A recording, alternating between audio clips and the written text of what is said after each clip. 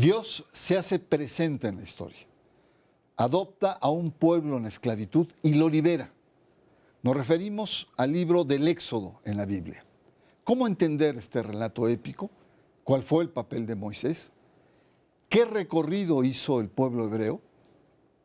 ¿Qué era la tierra prometida? Moisés y el Éxodo, aquí, en Sacro y Profano. El Éxodo es el segundo libro de la Biblia. Es un relato épico de la alianza de Dios con su pueblo. El Éxodo significa salida, que hace referencia a la liberación de la opresión y la esclavitud del pueblo hebreo de Egipto.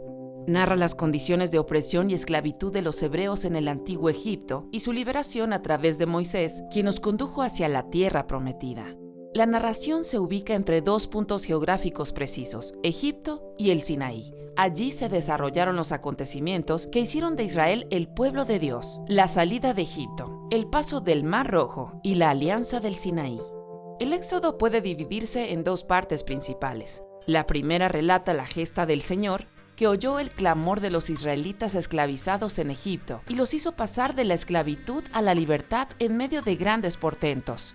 El punto culminante de esta primera parte es el canto triunfal de Moisés, que celebra la liberación de Israel y la victoria del Señor sobre los enemigos de su pueblo.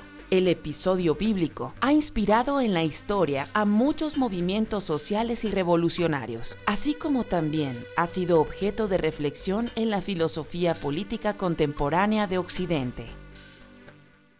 Muy buenas noches. Sobra decir la importancia en la tradición judeo-cristiana de la extraordinaria epopeya que representó el Éxodo. El Éxodo en la antigüedad, y que aún es objeto de análisis por historiadores, teólogos, políticos y hasta filósofos. Agradezco la presencia de Cristian Gómez, director del Museo de la Biblia, un gran conocedor de estos temas, y que nos ayude a comprender, ubicar, contextualizar uno de los libros más fascinantes que es el Éxodo. Bienvenido, muchas gracias por tu presencia, Cristian. ¿Cómo entender el Éxodo? Bernardo, muchas gracias por la invitación una vez más y quiero felicitarte por la continuidad que ha tenido el programa. Gracias. Temas importantísimos para nuestro público, a quien mandamos saludos. Como has dicho, el Éxodo es parte de la Biblia, que es una colección de documentos. De la manera en que quedó esa compilación acomodada, tenemos los 5 primeros libros de la Biblia que se conocen como la Ley de Moisés, o la Torá, o por ser 5, el Pentateuco. El segundo libro de la Biblia se llama precisamente el Éxodo. Su nombre hebreo es Shemot, pero Éxodo es la palabra griega que significa salida. Y efectivamente este documento nos cuenta 4 eventos muy importantes. El paso del Mar Rojo por parte del pueblo hebreo que salía de la esclavitud, el encuentro con Dios en el Sinaí, donde se le entrega la ley, la importancia del nombre divino, el nombre que se expresará en 4 letras, el tetragramatón, y la peregrinación por el desierto. En este libro hay un tema fundamental y es que el Dios creador de los cielos y la tierra se revela en la historia, es decir, la dimensión en la que Él trata con el hombre es precisamente el tiempo y lo que el hombre hace. Es una irrupción en la cultura humana para liberarle de la esclavitud, de la injusticia. Y bueno, por supuesto, ahí Moisés juega un papel que no es el preponderante, quizá ya lo diremos más adelante, pero el papel de un profeta. El profeta, en el sentido amplio del término, en el sentido bíblico, no es el que adivina el futuro, sino el que trae un mensaje de parte de Dios. Ese mensaje puede ser al pasado, al presente, al futuro, pero fundamentalmente es que sea un mensaje de Dios, y en ese sentido Moisés es un intermediario que va a traer un mensaje desde la trascendencia a un pueblo que necesita conocer a su Dios. Déjame retomar esto que señalas de un Dios actuante en la historia, es decir, Dios interviene en la historia. Estamos ubicados en la antigüedad, en donde era muy común también que los dioses entraran, salieran, incluso tuvieran ciertos vicios, sobre todo en el politeísmo. Pero aquí entra con una justificación tremenda, es decir, liberar de Egipto, de un pueblo opresor, de una estructura opresora, a un pueblo que él elige como suyo. Y esto me parece verdaderamente extraordinario, sobre todo para la época, ¿no? Claro, aquí el Dios que se va revelando a Moisés es un Dios que tiene una exigencia ética, a diferencia de otros conceptos religiosos donde el asunto es más bien mágico. Si yo cumplo con ciertos rituales, los dioses me pueden ser propicios, pero aquí Dios exige una conducta, una justicia, una ética, y en ese sentido Él tiene un interés en sacar al pueblo de Israel para llevarle a la montaña del Sinaí, donde se realizará una alianza, y el concepto también es muy interesante, una boda, un pacto que representa un matrimonio del Creador con las criaturas, una especie de lazo amoroso entre el hombre y su Dios. Esta es, digamos, el objetivo último de la liberación. No solamente, pues, que Dios está en desacuerdo con la opresión de unos hombres contra otros, sino sobre todo que está invitando al hombre a establecer una relación amorosa. Y en lo individual, por supuesto, pero también como comunidad. Y en ese sentido, el pueblo ha de ser llevado a la montaña de Horeb o Sinaí, en donde experimentará el encuentro con Dios, la manifestación de la gloria divina, pero sobre todo la recepción de una ley que le dirá a un pueblo que ha sido libertado cómo debería vivir a partir de esa libertad. Esa libertad se le da gratuitamente. No es que el pueblo la haya ganado, no es que sus méritos, su grandeza, su número, su ejército merezca esa salida, ¿no? O ese apoyo divino. Es la gracia, es totalmente inmerecida, y una vez que la gracia se acepta, se recibe, viene una serie de leyes de cómo puedes vivir ahora en la amistad entre los hombres y con Dios.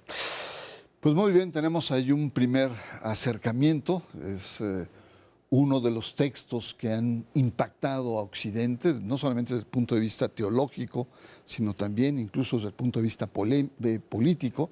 Hay que recordar que la liberación ha jugado un papel muy importante en el imaginario político de muchos pueblos. Congo, la independencia norteamericana, la teología de la liberación, en fin, hay muchos elementos en donde están inspirados en esta intervención histórica o la intervención en la historia humana de Dios, de Yahvé. Y esto es uno de los elementos interesantes. Vamos a seguir sobre el tema. Yo le recuerdo que estamos conversando en torno al Éxodo, el papel de Moisés, aquí, en Sacro y Profano.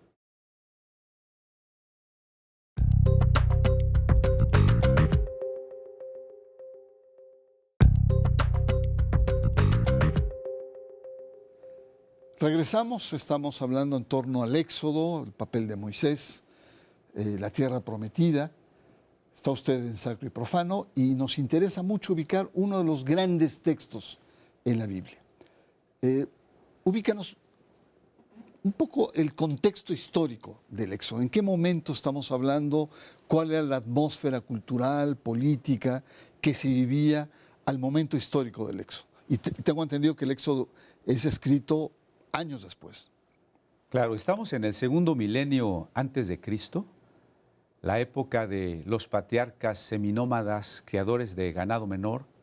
Entre ellos, uno muy importante se llamó Abraham, que llega a la convicción de que no hay muchos dioses, sino un solo Dios, y sale de la cultura de Mesopotamia en una búsqueda espiritual, en una peregrinación. Finalmente asienta en la tierra de Canaán. Todo esto se da en la zona del Medio Oriente. Al paso de algunas generaciones, sus descendientes, que practican también el pastoreo, por eso se les llamaba los Javirú, de donde probablemente venga la palabra hebreos, entran en Egipto por cuestiones de falta de alimento y demás, y se quedan 400 años ahí, según el texto, ¿no? Aunque puede ser un número simbólico. Lo que sucede con las grandes migraciones y hasta la fecha, pues es que se convierte en un problema. Los hebreos son esclavizados estando en Egipto, se siguen multiplicando, se siguen haciendo un pueblo fuerte, y el relato es que un faraón empieza a poner sobre ellos una mayor exacción, incluso ordena que los pequeños sean asesinados. Ese contexto es el año 1300, alrededor del 1300 antes de Cristo, y según algunos historiadores, el faraón sería Ramsés II. En ese tiempo, bueno, es precisamente que un niño llamado Moisés ha de nacer y a realizar esta liberación, que efectivamente su registro se hará entre el año 1000 o el año 600 antes de Cristo, es decir, algunos siglos después de los sucesos. Ujú. Ahora, cuéntanos, lo que predomina es el politeísmo en aquel entonces, y por lo tanto esta propuesta de Abraham y sus descendientes, en este caso esclavizados, es verdaderamente revolucionaria para la época. Así, cuando había muchos dioses o había muchas deidades que se creaban para determinadas funciones, era un planteamiento verdaderamente de cambio cultural en aquel tiempo, ¿no? Claro, hoy se nos hace sencillo pensar en un Dios, pero en aquel entonces sí es efectivamente una gran revolución en la que, en primer término, no se puede considerar a nada finito como divino. Ujú. Es decir, ni el sol, ni la luna, ni el árbol, ni la piedra, ni el mar, ni la tierra son dioses. El único Dios es algo más que lo finito, es algo más que la creación. Entonces se distingue pues ya la religión monoteísta del paganismo, es decir, de la adoración de la criatura. Se va a adorar solamente al Creador. Y en ese sentido, bueno, el Éxodo es muy importante porque uno de los temas centrales es Moisés subiendo a la montaña del Sinaí, donde se encuentra aquel arbusto que se está quemando y a la vez no se acaba de quemar, y entonces él quiere acercarse para ver y es una voz le dice, bueno, a este lugar al que te acercas es sagrado, descalza tus pies, y Moisés se acerca y entonces Dios le habla, ¿no?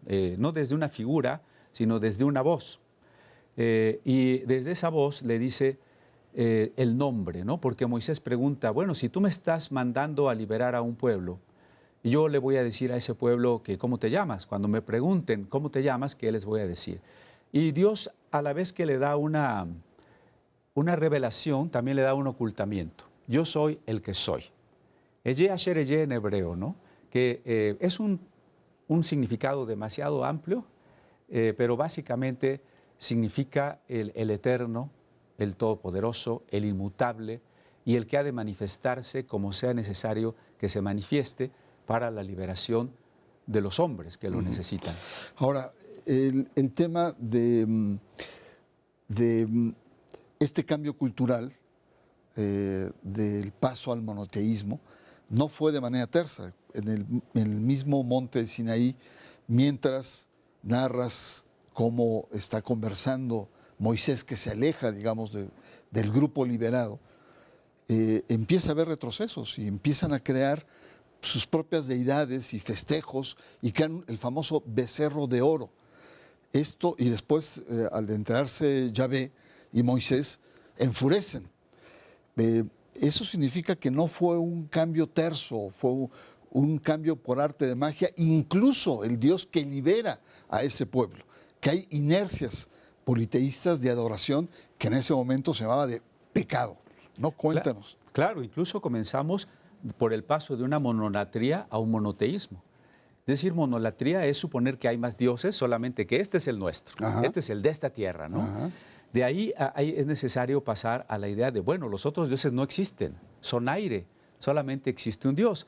Pero ahí todavía hay otro problema. ¿Cómo hace el ser humano para hablar con algo tan abstracto, tan absolutamente otro? Pareciera que el hombre tiene necesidad de una figura, ¿no? de recurrir a algo concreto, y es muy probable que este becerro de oro que construía Aarón, que allí en esa literatura sería el hermano de Moisés, sería una representación misma de Jehová, es decir, de Yahvé. No sería necesariamente otro Dios, sino un tanto cuanto, conforme a las costumbres tanto egipcias como cananitas, el becerro sería una figura sagrada de Dios.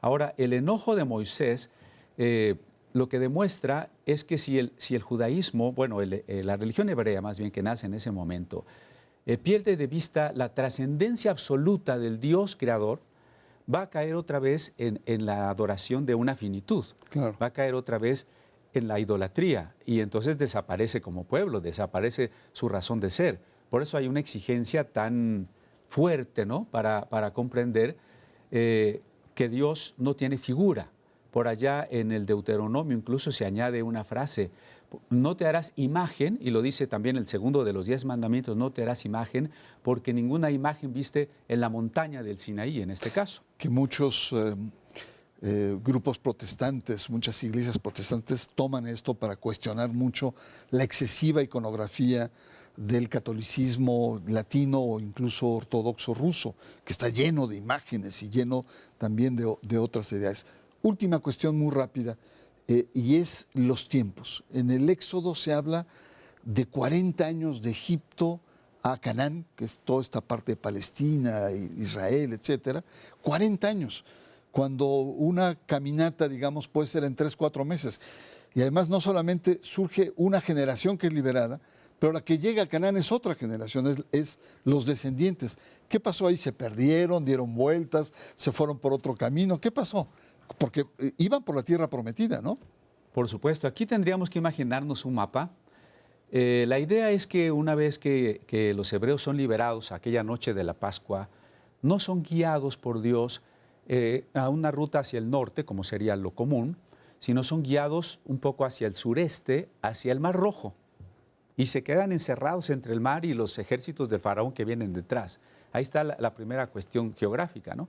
Y precisamente ese es el contexto del gran milagro de la apertura del mar y del paso de Israel. Pero una vez que sale de Egipto, ya propiamente cruzando el mar, tampoco se dirige hacia el norte, sino al contrario, se dirigen hacia el sur, a la península arábiga, hacia el monte Sinaí, porque es allá en el monte donde se va a realizar este pacto matrimonial entre Dios y el pueblo. Pero aún así, una vez que Dios se ha manifestado y está entregando la ley, tampoco el viaje es inmediato hacia la tierra de Canaán, que sería como la tierra meta, sino que se ordena la construcción de una tienda de campaña especial, un templo itinerante. El Dios de la montaña ha decidido no radicar en la montaña, sino irse a vivir con su pueblo, ir caminando con su pueblo. Y en ese sentido, bueno, el tabernáculo es uno de los grandes temas del Éxodo, que nos muestra que Dios está con los hombres. El arca del pacto es el símbolo de que Dios está con los hombres, pero al mismo tiempo el arca no es accesible ni se puede ver. Entonces esta paradoja de un Dios que está con los hombres, pero no puede ser conocido porque es un Dios santo y el pueblo no es santo. Entonces el pueblo requiere 40 años de aprendizaje, de disciplina, para comprender la santidad y el amor divinos antes de llegar a la meta del viaje. Mira nada más qué interpretación le das. Bueno, estamos sobre el tema de el Éxodo, Moisés, que hemos hablado poco de Moisés, y está, por supuesto, un tema apasionante en la historia, no solamente de la tradición judeo-cristiana, sino del mundo occidental, el Éxodo. Regresamos en un momento y usted está en Sacro y Profano.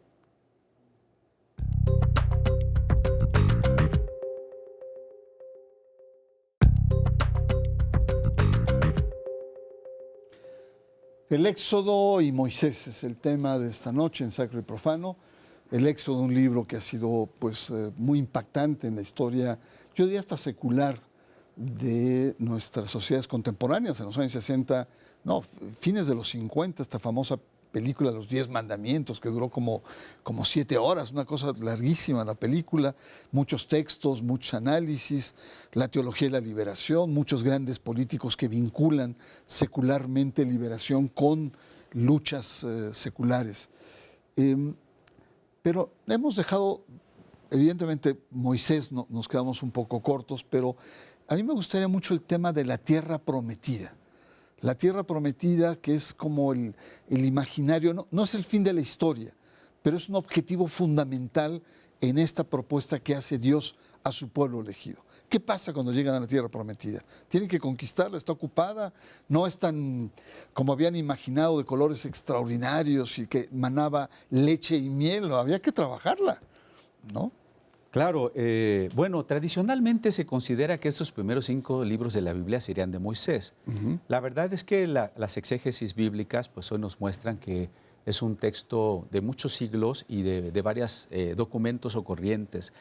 En realidad el tema de la tierra prometida y la conquista está en otro libro que se llama Josué y que correspondería al siglo VIII a.C., a la época de un rey que se llamó Josías. En ese momento, los hebreos que viven allí en Canaán sufren la influencia de las religiones circundantes y también los conflictos armados y políticos y económicos con los pueblos que allí viven. Entonces se requiere escribir una historia y una teología que hable al pueblo de una identidad y de una promesa divina para poder no ser asimilados por esas religiones y por esas invasiones. De tal manera que la realidad es que la tierra prometida se fue tomando a veces de forma pacífica, la palabra hebrea es heredarán la tierra, a veces de forma violenta, quizá por diferentes grupos de Javirú, de nómadas que fueron ingresando a Canaán, pero todas estas historias de una confederación de tribus, de una anfictionía, se unifican en una historia posterior que va a dar una identidad al pueblo elegido sobre la tierra de Canaán. Por supuesto, y esto es muy importante, no todo el judaísmo posterior va a interpretar de la misma manera estos textos, ni va a pelear por la tierra de manera violenta, porque, por ejemplo, en el tiempo de los griegos seleucidas persiguiendo, atacando a los judíos, los piadosos prefieren dejarse matar que matar. Filón de Alejandría verá en esto alegorías a fin de estar ante la filosofía de una manera digna, pero sobre todo Jesús de Nazaret, que es judío, nunca va a reiterar el hecho de una conquista violenta y física, sino siempre va a proyectar una tierra prometida en sentido espiritual y la igualdad de todos los hombres, el amor de Dios por todos los hombres, en este caso por los hebreos, pero también por los egipcios y diríamos para nuestro tiempo también por los palestinos. Así es. Bueno, pues yo te preguntaría como última gran cuestión, un poco para ti, ¿cuáles son como las grandes lecciones que nos deja este libro del Éxodo? Bueno, Moisés y el Éxodo han sido grandes figuras para el judaísmo, el cristianismo y para el islam. Y ha sido una historia de consuelo y fortaleza para los judíos, por ejemplo, en las grandes crisis como la deportación a Babilonia que se dio en el siglo VI a.C., también en su lucha contra persas y contra griegos, e incluso en la diáspora que duró prácticamente 2000 años. El Éxodo ha sido una esperanza también en tiempos del Holocausto nazi, donde muchos judíos fueron asesinados. Pero también el Éxodo tiene un gran papel en el cristianismo. Déjame decirte que, por ejemplo, el Apocalipsis está totalmente ligado al Éxodo.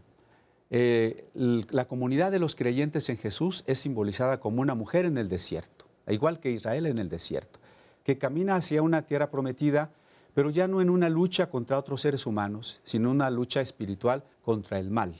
Cuando al final llegaremos a cielos nuevos y tierra nueva que Dios ha de crear en la resurrección, esa es, digamos, nuestra vida hoy, es nuestro desierto, es desde el momento en que creímos es nuestro éxodo y nuestra meta es la resurrección como una tierra prometida.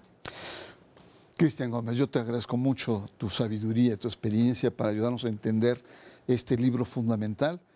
Y, por supuesto, yo me quedo con dos grandes revoluciones que representa el Éxodo. Uno de ellos es el paso de una cultura nómada al asentamiento, al trabajar la tierra de otra manera. Y, por supuesto, del paso de un politeísmo complejo, idolátrico, a lo que hoy tan fácilmente hablamos como monoteísmo. Son dos momentos que duraron siglos y hasta milenios, y en el Éxodo están dibujados de manera muy interesante como cambios culturales. Muchas gracias. Yo lo espero, por supuesto, la próxima semana aquí en Sacro y Profano.